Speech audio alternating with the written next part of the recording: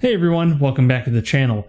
I recently started a new job and started contributing to a 401k once again, and it has me thinking about what these sorts of accounts, IRAs, 401ks, those tax-advantaged retirement accounts, what sort of role should they play in a portfolio? Because from some people you'll hear very blanket advice that you should always max out your IRA, you should always max out your 401k, at least up to a match that your employer might get you, but that's not really telling the whole story since everyone's situation is different, and that might not always be the best thing to do. And before you smash the dislike button and leave, hear me out a bit. I'm going to go over the advantages of these accounts too, but I think it's worth looking at both the benefits and the drawbacks of accounts like IRAs and 401ks. And the advantages are quite clear, and they're almost entirely tax-based. With a traditional IRA or a traditional 401k, you get a tax deduction in the year that you make the actual contribution, which is nice if you're trying to use that money for some other project, or you want to lower your tax bill in one year because you're anticipating a lower one in a future year. Not necessarily even retirement, because you can do something like a backdoor Roth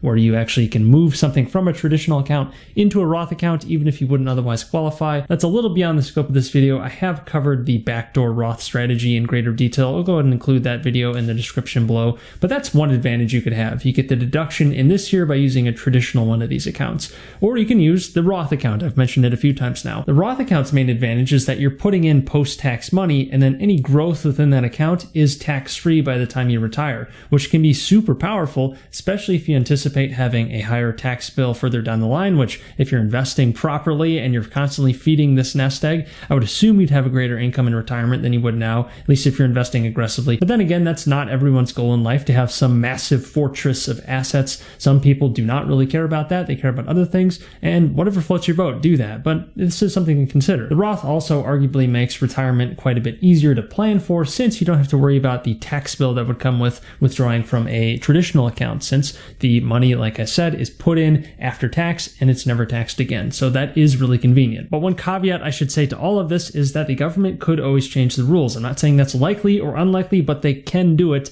and there's not really much you can do about it. So just remember that. That's definitely a wrinkle to consider with pretty much all retirement accounts. Now, one other obvious benefit, at least for something like a 401k in many cases, is that an employer will often match some portion of your contributions into the 401k. So that is technically free money, but it's not quite free because we haven't gotten to the drawbacks yet. But that is an easy way to boost returns, since you're actually getting a match from your employer. It's additional income that you're putting into the account. That's not an option for everyone, of course, but it is something to look into and to heavily consider if you do have that option available to you. But now I want to focus on the disadvantages, because I think that's something that a lot of people really overlook when they're talking about these accounts. The most obvious disadvantage with these accounts is that there is typically some sort of time limit associated with the money in the account, and that you can't withdraw before some age. And right now that retirement age is 59.5 years old. So if you need the money earlier than that, or more importantly, if you want to retire earlier than that and you need to tap into those retirement funds to do that, you can't do that without paying some sort of penalty, with some exceptions. For example, with a Roth IRA, you can actually withdraw the contributions you make tax-free. Not the gains, but the contributions. So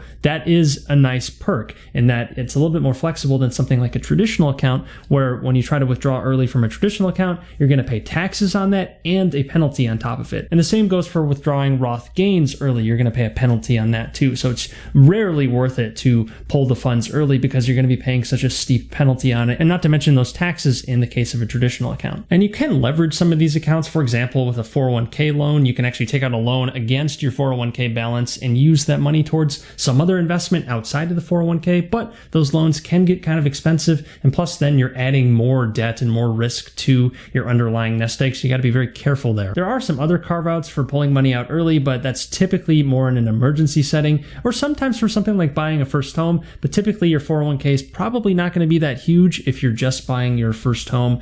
You're typically going to be in your 20s or 30s, and you haven't had much time to allow that 401k to compound, even if you're in your 40s or even 50s. Usually you see a lot of your big growth in any investment account many decades down the line when it's had a chance to compound. Because one other disadvantage with these accounts is the fact that there are contribution limits. You can't put as much money as you want in these accounts. And with a Roth, you actually have to be under a certain income level to actually be able to contribute to it, unless you do something fantastic fancy like a backdoor Roth, but again, beyond the scope of this video. So if you have a really low tax year and you want to lock it in and put everything into a Roth, you can't really do that because it's capped at $6,000 per year, as with a traditional as well. If you have a super high tax year and you want to whittle that down, you have a fixed cap on making contributions. And with a 401k, the annual contribution limit is $19,500. But back to this point about your money being mostly locked into these accounts before you're 59 and a half, at least without penalty, and besides Roth contributions, that doesn't really bode well for someone trying to achieve early financial independence. And if you're on this channel and you're in the financial YouTube space, you're probably very interested in early financial independence or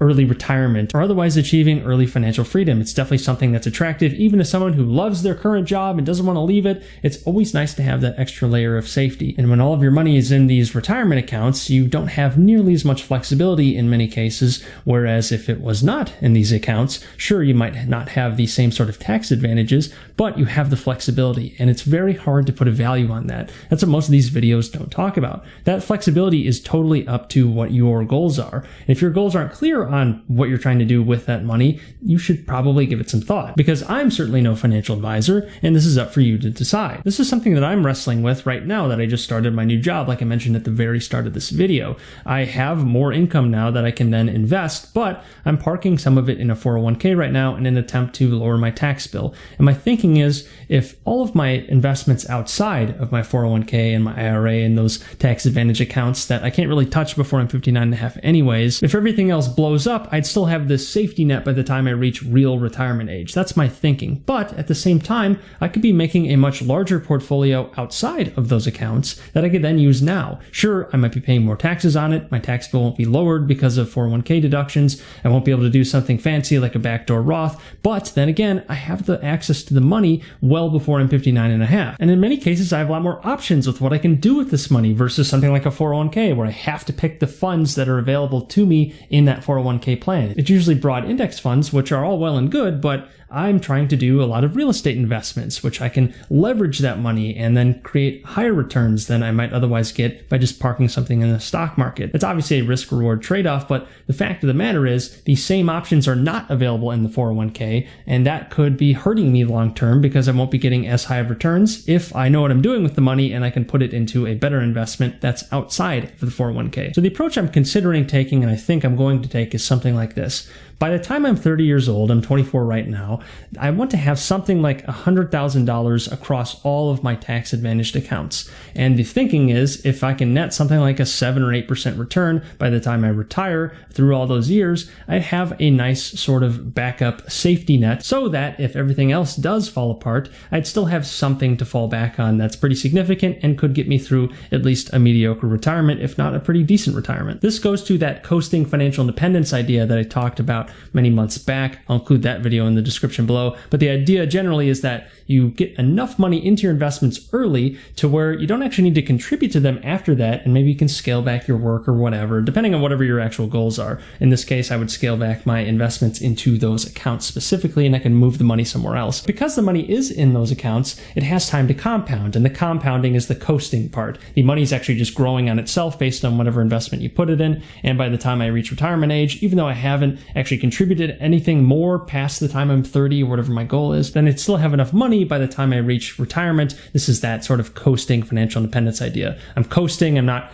pressing my foot on the gas and trying to put even more into it. I'm just letting the money compound and do its work. So then when I'm around 30, I could kind of have that going on in the background, the coasting financial independence part, so that I have this nest egg that's hopefully ready to go by the time I'm 60-ish. But then I could actually focus my energy and other money towards other investments and opportunities that aren't in those accounts. But anyways, that's what I'm thinking there. I definitely want to get your guys' thoughts in the comments below about the advantages and disadvantages of using these retirement accounts, since I don't think they're always the most appropriate option depending on what your specific goals are. Maybe they are, maybe they aren't. Definitely want to get that conversation going below. But otherwise, that's all I've got for today. So if you like this video, please like it, since that would help the channel out a lot. And if you like this sort of content about investing and personal finance, then definitely subscribe, since I put out new videos every single weekend. Wouldn't want you guys to miss out. And take a look at some of the free stuff in the description below, including some affiliate links to get some free stocks and all that good stuff. So if you do that, that would help the channel out a lot as well. But until next time, take care.